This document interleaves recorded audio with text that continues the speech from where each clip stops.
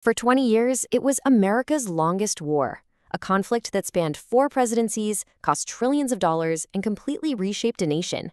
And then, in the summer of 2021, the whole thing just came to this stunning, chaotic end.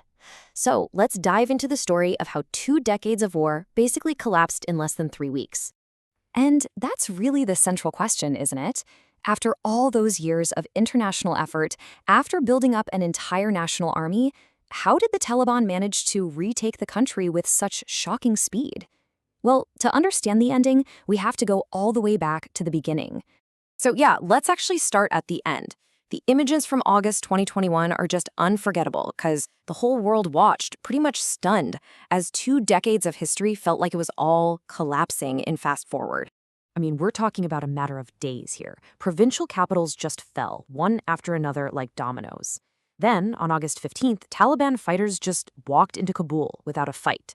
The American-backed government, it just evaporated. Its president fled, and the war was, for all intents and purposes, over.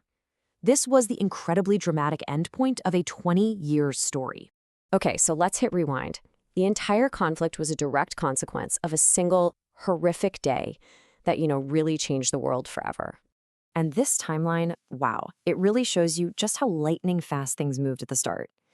After the 9/11 attacks, the U.S. demanded that the Taliban, who ran Afghanistan at the time, surrender al-Qaeda leader Osama bin Laden.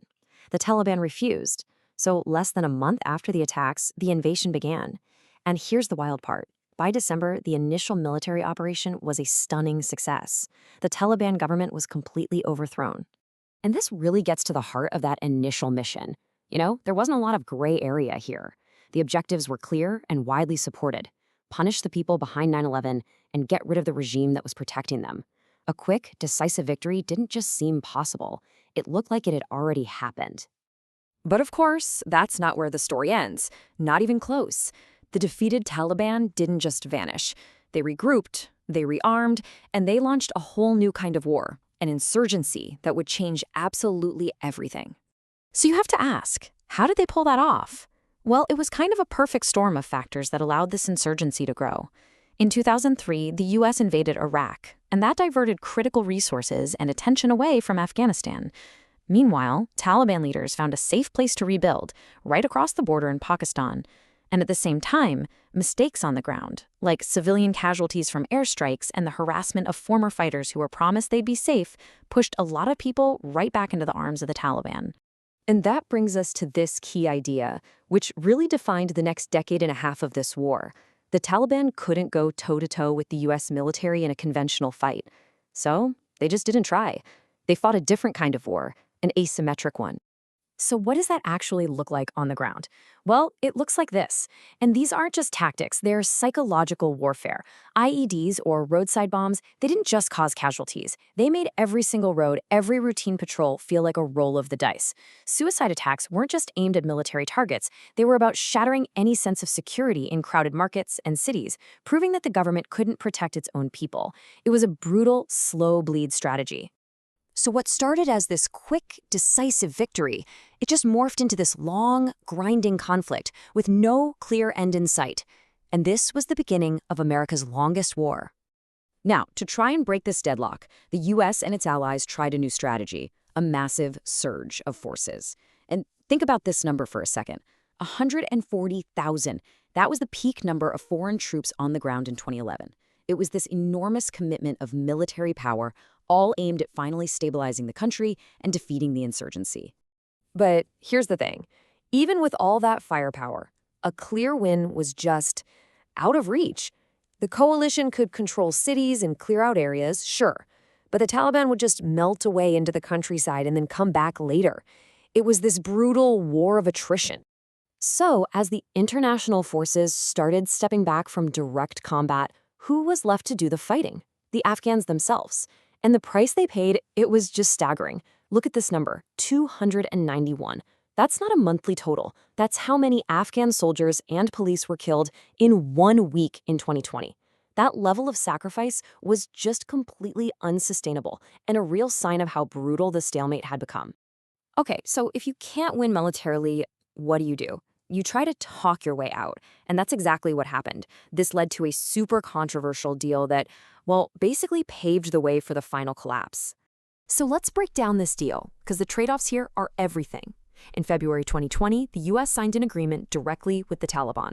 On one side, the U.S. promised, we're out. We will pull all our troops out within 14 months. In return, the Taliban made some promises, like preventing groups like al-Qaeda from using Afghanistan to attack the U.S., and, this is a big one, starting peace talks with the Afghan government. But here's the catch, and it is a huge one. The actual Afghan government, the one America had spent 20 years and billions of dollars supporting, they weren't even at the table. They were completely left out. And that wasn't just a snub. It basically undermined the government in front of its own people. It sent a signal to everyone, from Taliban fighters to Afghan soldiers, that America was leaving and the government they were supposed to be fighting for had been sidelined. You can just imagine what that did to morale. It was absolutely devastating.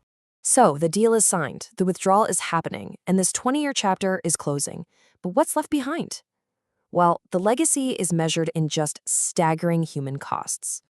And when you look at who paid the highest price, it's a really grim picture. The UN data is pretty clear on this. Anti-government forces, mostly the Taliban, were responsible for a staggering 75%. That's 3/4 of all civilian deaths and injuries. And the total number is just, it's hard to even comprehend. Over 46,000 civilians. And you have to remember, that's just the official count of people killed directly by the violence. It doesn't even count the thousands more who died from things like disease or starvation because the country was so wrecked by war. The war also created an unbelievable refugee crisis. Millions of people were forced to flee. By the end of it all, you had 2.6 million Afghans living as refugees outside of their own country, just scattered across the globe by decades of violence. And as huge as that number is, the problem inside Afghanistan was even bigger. 4 million people were internally displaced. They were forced from their homes but were still trapped inside the country. I mean, think about that. In a country of about 38 million, that's like 1 out of every 10 people forced from their home. So this brings us full circle, right back to where we started, looking at that chaotic end. After all that investment of blood and treasure, a swift victory turned into a grinding stalemate, which led to a controversial deal and then a sudden total collapse. And it all leaves us with this massive, difficult question about the nature of war, about nation building, and about what it all means for the future.